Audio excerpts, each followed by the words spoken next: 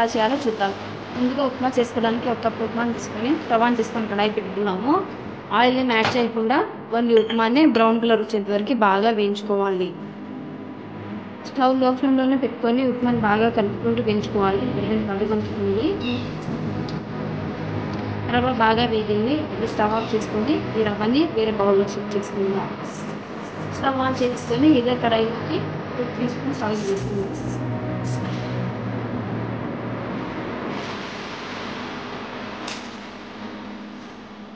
Oil కాగిన కదా ఆయిల్లోకి ఆవాలు వేసుకున్నాము. ఆవాలు చిటపటలాడాయి కదా, దీంట్లోకి ఒక పెద్ద సైజు ఆనియన్ కట్ చేసి వేసుకుందాం. ఆనియన్స్ బ్రౌన్ కలర్ వచ్చేంత వరకు బాగా తిప్పుకుంటూ వేయించుకోవాలి.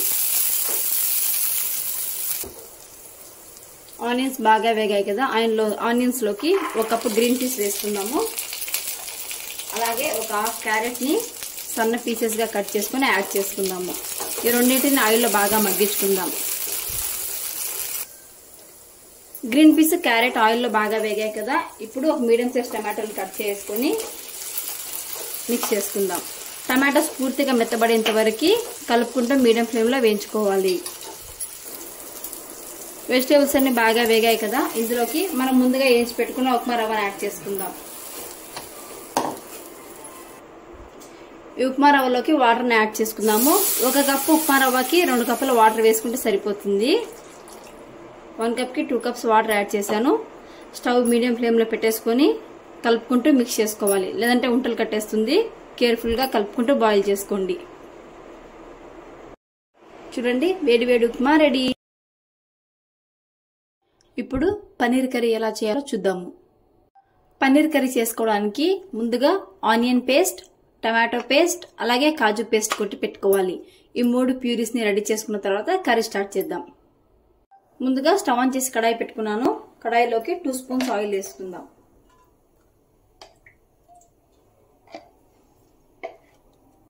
ఆయిల్ వేడెక్కింది, కొంచెం ఆవాలు వేసుకుందాం.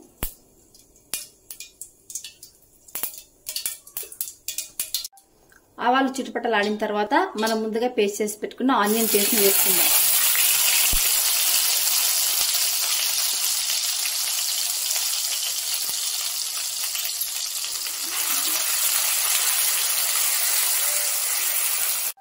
ఈ ఆనియన్ పేస్ట్తో పాటు కొంచెం అల్లం పేస్ట్ వేసుకొని రెండింటిని బాగా వేయించుకుందాం. ఆనియన్ అల్లం పేస్ట్ బాగా వేగాయి కదా, ఇందులోకి మనము ముందుగా మిక్సీ చేసి పెట్టుకున్న టమాటో ప్యూరీని యాడ్ చేసుకుందాం.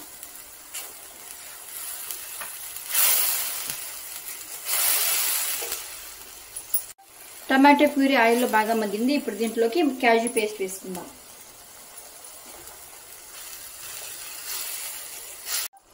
గ్రేవీ బాగా ఉడికింది కదా, ఈ గ్రేవీలోకి రుచికి సరిపడా సాల్ట్, చిటికెడు పసుపు, చిన్న స్పూన్తో 1 స్పూన్ కారం, కొంచెం ధనియాల పొడి యాడ్ చేసుకుందాము. ఇవి బాగా మిక్స్ చేసుకుందాం. ఈ మసాలాలోంచి ఆయిల్ సెపరేట్ అయ్యేంత వరకు లో ఫ్లేమ్లో పెట్టుకొని కుక్ చేసుకుందాం. మసాలా చూడండి బాగా వేగిపోయింది. దీంట్లోకి మనం కట్ చేసి పెట్టుకున్న పన్నీర్ని యాడ్ చేసుకుందాం. స్టవ్ లో ఫ్లేమ్లో పెట్టుకొని ఒక 10 మినిట్స్ కుక్ చేసుకుందాము. పన్నీర్ బాగా కుక్ అయిపోయింది. ఎక్కువసేపు ఉడికించుకోవాల్సిన అవసరం లేదు, జస్ట్ 5 మినిట్స్ ఉడికించుకుంటే సరిపోతుంది. ఫైనల్ గా కొత్తిమీర వేసుకుని స్టవ్ ఆఫ్ చేసుకుందాం. Tasty paneer curry ready. ఇప్పుడు మిక్స్డ్ ఫ్రూట్ సలాడ్ ఎలా చేసుకోవాలో చూద్దాము. ముందుగా మిక్స్డ్ ఫ్రూట్ సలాడ్ చేసుకోవడానికి ఒక బౌల్ని తీసుకుందాము. ఈ బౌల్లోకి హాఫ్ కంటే తక్కువ జామకాయని వేసుకుందాము. చిన్న కప్పుతో 1 కప్పు పొమగ్రానేట్స్ వేసుకుందాము. సీడ్స్ ఒక 3 నుంచి 4 ఆరెంజ్ పీసెస్ని వేసుకుందాము. ఒక 4 ముక్కల యాపిల్స్ని కట్ చేసుకుందాము. దీంట్లోకి రుచికి సరిపడా బ్లాక్ సాల్ట్ వేసుకుందాము. అలాగే కొంచెం చాట్ మసాలా యాడ్ చేసుకుందాము. ఒక హాఫ్ లెమన్ని మిక్స్ చేసుకుందాం.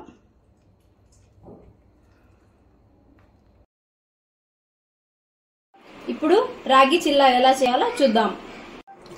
ముందుగా రాగి చిల్లా చేసుకోవడానికి 1 కప్పు తీసుకొని 1 కప్పు రాగి పిండిని బౌల్లోకి వేసుకోవాలి.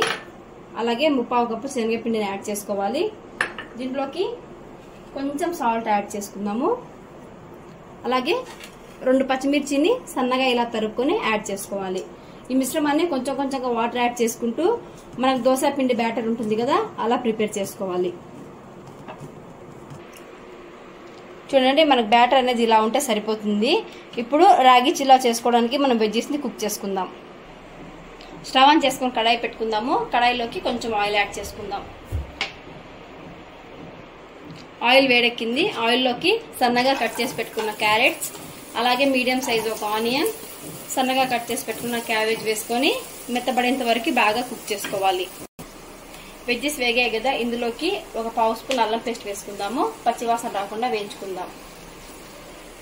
వెజ్జెస్ అన్ని బాగా వేగాయి కదా, ఫైనల్ గా కొత్తిమీర వేసుకొని స్టవ్ ఆఫ్ చేసేసుకుందాం.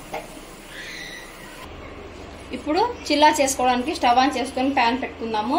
దోశ ప్యాన్ మీద కొంచెం ఆయిల్ ని ఇలా గ్రీస్ చేసుకుందాం. ప్యాన్ వేడెక్కింది కదా, ఇప్పుడు ప్యాన్ పైకి రాగి అలాగే బేసన్ బ్యాటర్ ని ఇలా పోర్ చేసుకుందాం.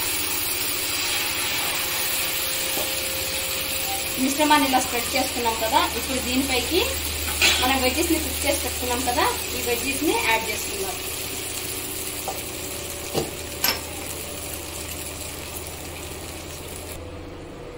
రాగి చిల్లా ఇలా వెజిటేబుల్స్ అన్ని వేసాం కదా, మీడియం ఫ్లేమ్ లో పెట్టుకొని నిదానంగా కాల్చుకోవాలి. ఒక పక్క రెడ్గా అయిన తర్వాత ఇంకో పక్క షిఫ్ట్ చేసుకోవాలి. రాగి చిల్లా ఒక పక్క బాగా కాలింది, ఇంకో పక్కకు తిప్పుకొని కాల్చుకుందాం.